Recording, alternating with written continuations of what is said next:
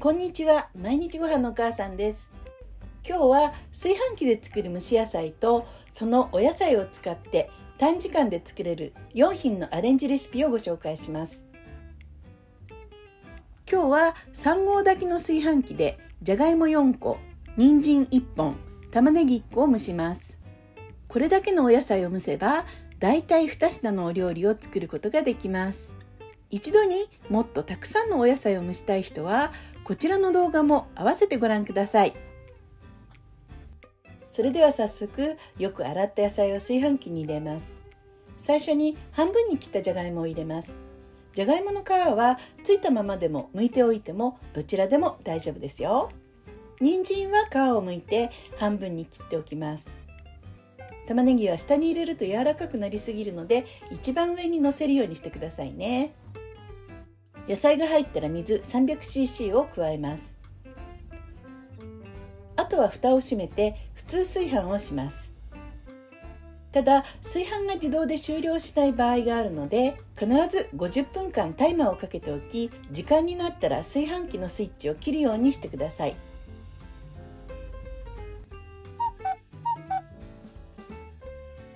50分経ったので炊飯を終了して蓋を開けてみます。美味しそうに蒸し上がっていますね。炊飯器の釜の中に水分がたくさん残っているかもしれませんが、この調理方法は茹でるのと蒸すのの中間くらいのイメージなので特に気にする必要はありません。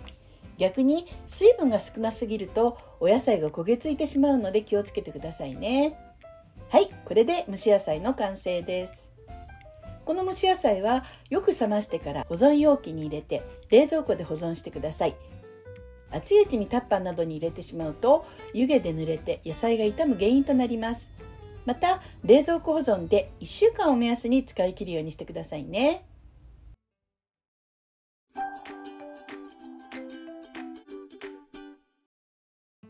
ここからはアレンジレシピ4品をご紹介していきます。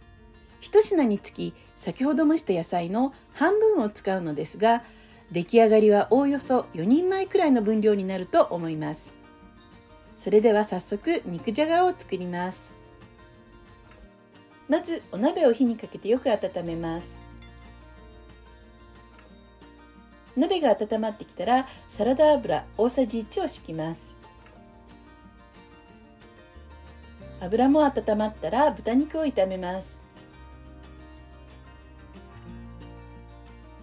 豚肉が全体的に白っぽくなってきたら白滝も一緒に炒めましょう。白滝は事前に洗ってよく水を切り食べやすい大きさに切っておいてくださいね。白滝の水分が減ってキュキュッとした感触になってきたら一度火を消します。ここで初心者さん向けのポイントなのですが、お料理をするときは慌てずに工程ごとに一度火を消すのがおすすめです。火がついたままだと慌てて分量を間違えたり食材を焦がしてしまうこともあるので、まだお料理に慣れていらっしゃらない方はぜひそうやってみてくださいね。それでは調味料を加えていきます。砂糖大さじ1、酒大さじ2、みりん大さじ2、めんつゆ大さじ5、水 200cc。もう一度火をつけます。砂糖がしっかり溶けるまで加熱をします。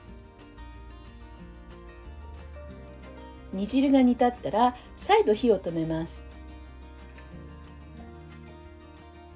それでは食べやすい大きさに切った蒸し野菜を入れましょう。冷蔵庫に保存してあった場合は冷たい状態のまま入れてしまって大丈夫ですよ。彩りのため冷凍グリーンピースも加えます。再度火にかけます。具材に調味料が行き渡るように軽く混ぜます。あとは蓋を閉めて5分ほど加熱します。5分経ったので蓋を開けてみます。これで肉じゃがの完成です。このまますぐに食べても美味しいのですが、煮物は冷める過程で味が染み込むのでしばらく置いてから食べた方がさらに美味しいかと思います。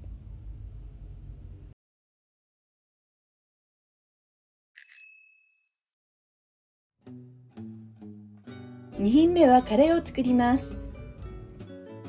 鍋を火にかけ温まってきたらサラダ油大さじ1を入れます。油も温まったら豚肉を炒めます。今日は豚バラ肉を使っていますが、豚こまでも牛肉でも鶏肉でも何でもお好きなお肉で大丈夫です。豚肉が白くなってきたら塩と胡椒で軽く下味をつけます。これはご自宅にあればで良いのですが、SB の赤缶のカレー粉を小さじ1、お肉に振りかけます。このカレー粉を肉にまぶしておくと、ただカレールーで煮込むだけよりも味に深みが出て美味しくなるのでおすすめです。赤缶がご自宅になかったり、辛いのが苦手な方は使わなくても大丈夫ですよ。カレー粉は焦げやすいので弱火でしっかりと混ぜ合わせます。こんな感じで豚肉から脂が出ていれば OK です。全体がよく混ざって豚肉に火が通ったら一度火を消します。それではここに水を加えます。今回は食べきれる量ということで1箱9皿分のルーのうち半分を使います。お水も半分の 650cc を加えました。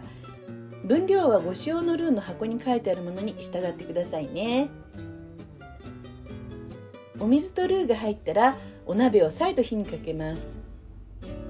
ルーが鍋底に焦げつかないようによく混ぜながら加熱していきましょ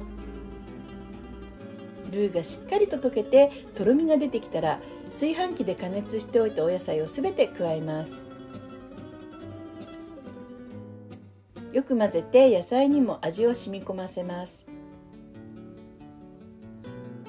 カレーもすべての具材によく火が通っているのでこのまますぐに食べることができるのですが、一度冷ました方が野菜に味が染み込むので時間がある場合は少し置いてから食べるのがおすすめです。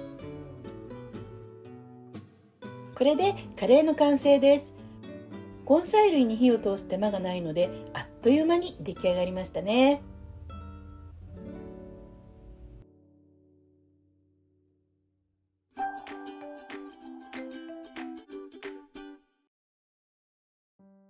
3品目はポトフを作ります。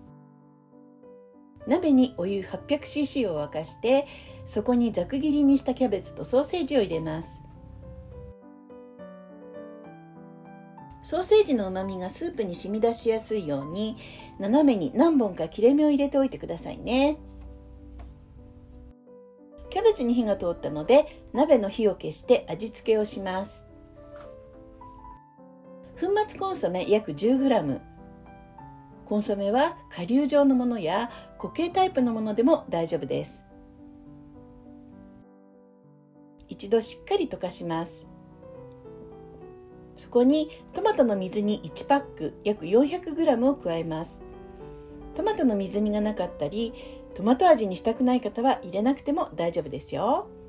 そういう場合は最初からお湯の量を 1200cc、1.2 リットルですねにして作ってください。それでは切っておいた蒸し野菜を加えます。再度火をつけましょう。ひと煮立ちして野菜が温まれば完成です。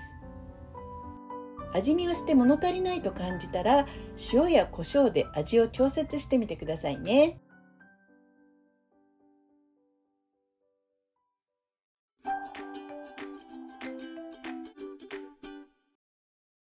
最後にシチューを作ります。お鍋にお湯 400cc を沸かして食べやすい大きさに切ったベーコンを入れます。そこにクリームシチューのルー2分の1箱分を入れてしっかり溶けるようによく混ぜます。こんな感じでルーが完全に溶けてとろみが出てくれば OK です。そこに牛乳 300cc を加えます。ルーとなじむようによく混ぜてください。一度火を消して切った蒸し野菜を加えます。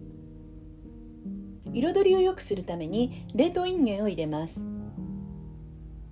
他にも茹でたブロッコリーやほうれん草、コーンなどを入れても美味しいですよ。もう一度火をつけて野菜に味をなじませます。シチューは焦げやすいので、火は弱火から中火で鍋底からしっかりと混ぜながら加熱してくださいね。5分ほど煮込めばこれで完成で OK です。味見をしてみて物足りなければ塩コショウをお好みで足してください。シチューもこのまますぐに食べても良いのですが、少し置いてからの方がより美味しく食べられるかと思います。ということで、今日は炊飯器で作る蒸し野菜とその野菜を使ったアレンジ料理4品をご紹介しました。週末に野菜を買ってきて炊飯器で蒸しておけば、平日はその野菜を使って簡単に、そして短時間で料理を作ることができます。炊飯器で蒸し野菜を作るだけなら、お惣菜を何種類も作り置きするよりも手軽だし、その時の気分で食べたいものが作れるのも嬉しいですよね。最近はせいろで作る蒸し野菜も流行っているので、炊飯器ではなくせいろで蒸すのももちろん OK ですよ。ただ根菜類は火が通るまで時間がかかるので、火加減や焦げ付きを気にしながら待つのはちょっと大変かもしれません。その点、炊飯器はお任せでできちゃうのが気軽なので、とってもおすすめなんです。ぜひ皆さんも炊飯器で蒸し野菜を作っていろいろなお料理にアレンジしてみてくださいね。それでは今日の動画はここまでです。次回の動画でまたお会いしましょう。また見てね。